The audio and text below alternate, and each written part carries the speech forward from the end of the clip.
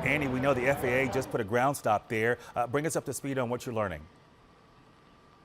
Yeah, Gray, that ground stop now in effect specifically because of what happened, because of that plane crash. Like you said, we're just learning details about what type of plane. We know that this is a Learjet, that this was a service mission, rather. It is a medical jet, if you will. So what we're hearing now, though, is we're starting to learn that there were more people on board. I am now hearing from multiple sources that it's up to 6 people that were on that plane. Now, when you look at a number of those apps that they have, those flight tracker, there's a couple different types, you can actually see the plane when it took off and how short of a time that it was actually in the air.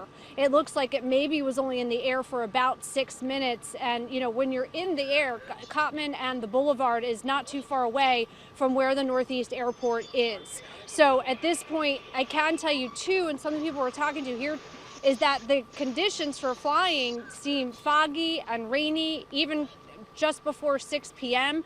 It appears that this flight took off around 6:06 from Northeast Airport. I can tell you that Philadelphia police are here.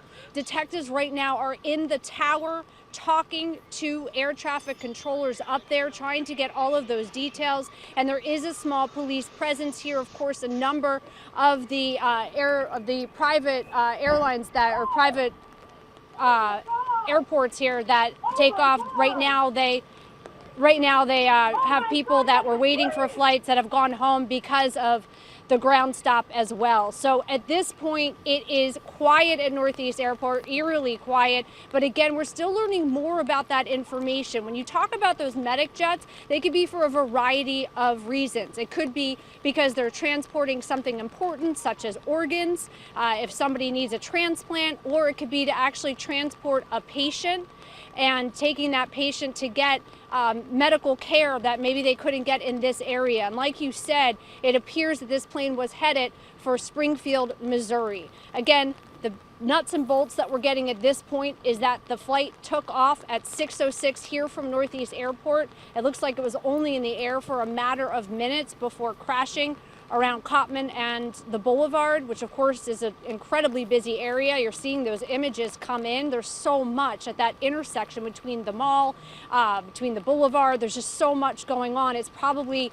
one of the worst places in Philadelphia that a plane could crash because the amount of vehicles, the amount of traffic, and because of the amount of residential areas as well. So here at the airport, they're gathering information. Police are, detectives, like we said, are in the tower right now. They're gathering more information about who exactly was on that flight.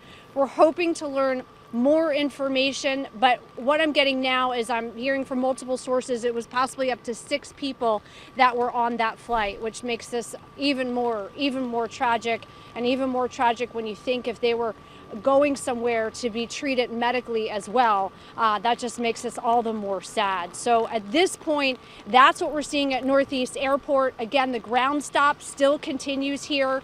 And at this point, employees inside aren't saying much, but they're still gathering information too and staying abreast to what the FAA is telling them right now. Yeah, any great information, and also some new information from Annie McCormick there outside the Northeast Philadelphia Airport, hearing from her sources that possibly up to 6 people were on that plane there, that plane being described from the FAA as a Learjet 55 crashing about 6:30. Annie saying that the flight took off around